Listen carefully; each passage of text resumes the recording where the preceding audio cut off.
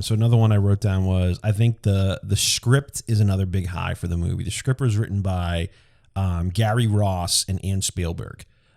Gary Ross would actually... Is that Steven Spielberg's wife? It's Steven Spielberg's sister. Oh. She was she was the co-writer. Let me just make sure I got that right. Interesting. Yeah, Gary Ross and Ann Spielberg. Gary Ross would eventually go on to write and direct Pleasantville.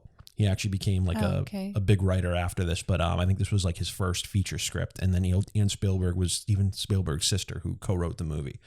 And the script is great because first it does two things that I think are really important as far as like when you're making a movie like this.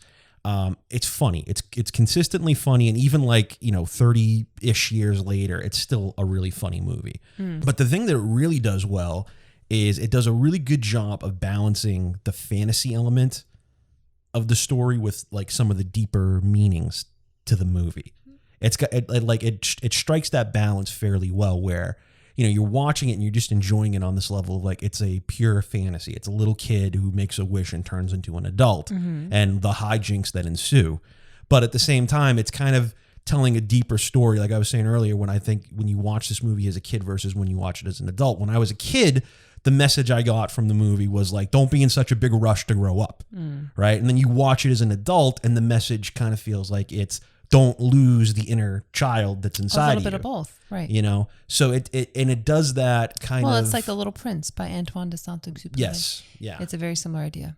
It does a good thing of not being up its own ass with the message that's like hitting you in the face. I think it comes right up to the line of, there's like the scenes at the end when he's walking back in his old neighborhood and he's looking at he's seeing all the kids and he throws the ball back and that he's starting to realize that he is longing for the part of his life that he didn't get to live. His lost youth. It comes right up to the line of like maybe being a little too on the nose, but it does a good job of being able to have fun while have a message underneath so that the fun feels more earned because there's something underneath it. It's not just Tom Hanks doing fart jokes as I'm 30, but I'm really 12 type of thing. But having something underneath it to support it while not, like I said, getting up its own ass with the message and still being able to have fun and play on that level.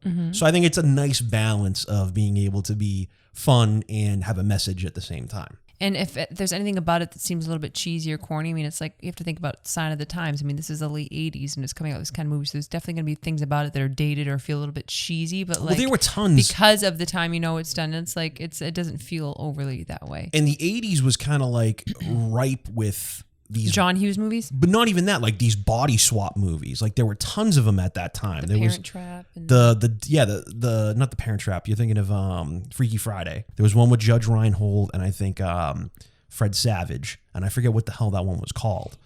There was one with Dudley Moore. I really can't even remember the titles of them, but I just remember the 80s was like rife with these body swap movies. They were like kind of a thing that was happening at that time. And even though this isn't, I mean, this is sort of a body swap movie in a weird way. He doesn't necessarily swap with another person, but he transforms into an older man overnight.